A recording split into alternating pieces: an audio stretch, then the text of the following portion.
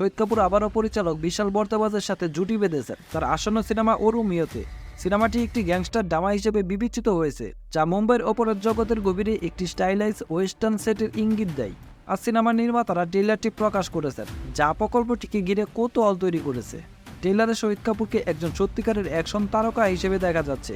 প্রতিটি ফ্রেমে তার স্ক্রিন উপস্থিতি স্পষ্ট, ভিজুয়াল ট্রিটমেন্টও প্রশংসা কুড়িয়েছে। শহীদ কাপুর একজন ভয়ঙ্কর গ্যাংস্টারের চরিত্রে অভিনয় করেছেন, একজন হিস্ট্রো এন্টি হিরো যার খ্যাতি তার কাছে আগে। একদিন তৃপ্তি ডিমরি তার সাথে দেখা করেন, সুরক্ষা চান, কিন্তু তারপরে এমন একটি সম্পর্কের সূচনা হয় যাতে অনেক কাহিনী জড়িয়ে রয়েছে। ট্রেলারটি কিন্তু আরেকটি খারাপ সিনেমাকে আশ্বস্ত করে, যা বক্স অফিসে মুক্তির পর অবশ্যই অনেক বিতর্কের সূচনা করবে বলে মনে হচ্ছে। আমরা ধরে নিতে পারি যে ওরুমিও হলো পশ্চিমা দৃষ্টিভঙ্গির সাথে গ্যাংস্টার চলচ্চিত্র ধারাকে পুনর্নির্ধারণ করার আরেকটি রক্তাক্ত এবং সাহসী প্রচেষ্টা। যদি এটি সফল হয় তবে এটি প্রবণতাটিকে পুনরুজ্জীবিত করবে, এবং যদি এটি না হয় তবে প্রচুর পরিমাণে সমালোচনার জন্ম দিতে পারে। অবিনাশ তেওয়ারি প্রধান প্রতিপক্ষ হিসেবে আছেন, অন্যদিকে দিশা পাটানি একটি সংক্ষিপ্ত নৃত্যের দৃশ্যে উপস্থিত হয়েছেন। সিনেমাটিতে নানা পাটেকর একটি গুরুত্বপূর্ণ ভূমিকায় রয়েছেন। বিক্রান্ত মাসিও আরেকটি বিশেষ দৃশ্যে উপস্থিত হয়েছে। দেবা সিনেমার ব্যর্থতার পর শহীদ কাপুর আবারও ঘুরে দাঁড়াবেন বলে মনে হচ্ছে।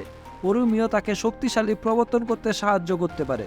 তবে আমাদের কাছে ট্রেলারের প্রাথমিক প্রতিক্রিয়া থেকে বোঝা যাচ্ছে সিনেমাটির শুরুটা ভালো হতে পারে। এই সিনেমাটি মুক্তি পাবে 13ই ফেব্রুয়ারি।